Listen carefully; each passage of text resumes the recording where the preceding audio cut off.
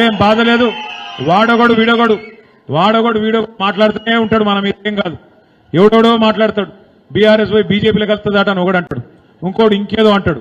ఎక్కడ పోదు బీఆర్ఎస్ కేసీఆర్ ఇంకొక 50-100 ఏళ్ళు మీకు సేవ చేసుకుంటూ మీతోనే ఉంటది. తెలంగాణ ఉన్నంత కాలం బీఆర్ఎస్ పార్టీ ఉంటది. ఎవ్వంతో కలిసే కర్మ మనకు లేదు. బ్రహ్మాండంగా పని చేసుకుంటూ మీ దయ ఉన్నంత కాలం, మీ ఆశీర్వాదం ఉన్నంత కాలం, మీరు పని చేయమన్నంత కాలం పని చేసుకుంటూ పోతూనే ఉంటాం. మళ్ళొక్కసారి మంచి రోజులు రావాలి ఈ రాష్ట్రంలో పేదోళ్ళ కంటే. కేసీఆర్ గారు తిరిగి ముఖ్యమంత్రి కావాలి. దానికోసం అందరం కష్టపడదాం, అంకిత భావంతో పనిచేద్దాం. రమణారెడ్డి గారి నాయకత్వంలో భూపాలపల్లిలో బ్రహ్మాండంగా మీరందరూ ముంగటిపోతా ఉన్నారు. రేపు కూడా అట్లే ఇవ్వండి. స్థానిక సంస్థల్లో రమణారెడ్డి గారి నాయకత్వాన్ని బలపరిచే విధంగా బ్రహ్మాండమైన తీర్పు మీరు ఇవ్వండి. తప్పకుండా రేపటి రోజున మళ్ళీ ఒక్కసారి కేసీఆర్ ముఖ్యమంత్రి అయిన తర్వాత మళ్ళా మనకు మంచి రోజులు వస్తాయని చెప్పి మీకు విన్నవించుకుంటూ ఈ రోజు నన్ను ఇసుపేట గ్రామానికి ఆహ్వానించిన మీ అందరికీ కూడా పేరు పేరున మళ్ళీ ఒకసారి ధన్యవాదాలు తెలియజేస్తూ జై తెలంగాణ. 2-3 రోజులుగా కేటీఆర్ హైదరాబాద్ లో ప్రెస్ మీట్లలో, ట్వీట్లలో, సోషల్ మీడియాలో రకరకాలుగా నా పైన ఆరోపణలు చేశాడు.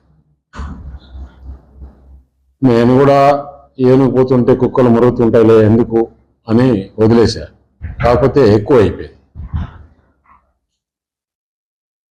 అతను అన్నాడు 2 ఆరోపణలు.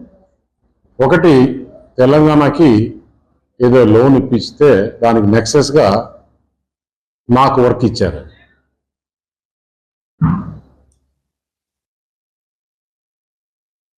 ₹1660 కోట్ల సీఎం రమేష్కి హైదరాబాద్లో వర్క్ ఇచ్చారు అని. కేటీఆర్ ప్రభుత్వంలో ఉన్నాడు 10 సంవత్సరాలు. ₹1660 కోట్ల నామినేషన్లో వర్క్ ఇస్తారా ఇవ్వరా అనే నామ్స్ కూడా తెలియని అజ్ఞానే.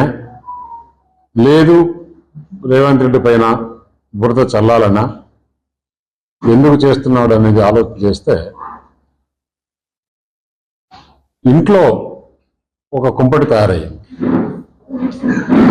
ఏదైతే జగన్మోహన్ రెడ్డికి వాళ్ళ సిస్టర్తో ఎలాంటి ఇబ్బందులు ఉన్నాయో ఇతనికి అలాంటి ఇబ్బందులు. దాన్ని డైవర్ట్ చేసేదానిక లేదంటే దేనికి?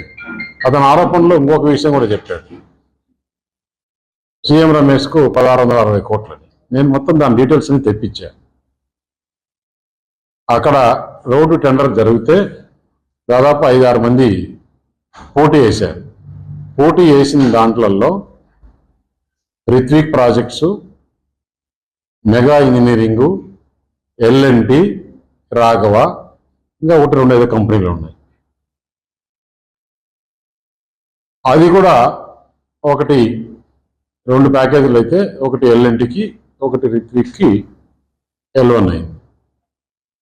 చాలామంది పోటీ వేశారు. జరిగి కూడా దాదాపు 3 నెలలు అయింది. రిత్విక్ ప్రాజెక్ట్స్లో నేను డైరెక్టర్ కాదు, నేను మేనేజ్మెంట్లో లేను. ఆంధ్ర వాళ్ళకి తీసుకుపోయి ఇచ్చాడు అన్నారు. ఆంధ్ర బీజేపీ ఎంపీకి ఇచ్చాడు, ఆంధ్ర వాళ్ళకి ఇచ్చాడు. తెలంగాణ మనం కష్టపడి తెచ్చుకునింది ఇందుకేనా తెలంగాణ అని కూడా మాట్లాడాడు కేటీఆర్. 10 సంవత్సరాలు ప్రభుత్వంలో ఉన్నారు. 10 సంవత్సరాల ప్రభుత్వంలో మీరు దాదాపు 6-7 లక్షల రూపాయలు అన్ని డిపార్ట్మెంట్స్ కలిసి వర్కులు జరిగాయి. అంటే ఒక కాళేశ్వరమే 1,00,000 కోట్లు. అలాంటివి మీ వాటర్ గురించి జలమిషన్ అని చేశారు తెలంగాణలో. అది ఒక 30,000. రకరకాలుగా రోడ్స్ కానీ ఎలక్ట్రిసిటీలో కానీ అన్ని రకాలుగా 4-5 లక్షల కోట్లు పైనే 10 సంవత్సరాల్లో వర్కులు చేశారు. అంటే ఎనీ ప్రభుత్వము ఒకరికి వర్క్ ఇవ్వాలంటే 5 లక్షల రూపాయలు మించి నామినేషన్లు ఇచ్చేదానికి లేదు. అంటే నువ్వు ఇంతకుముందు ఇచ్చిన వాటన్నీ అలాగనే ఇచ్చావా?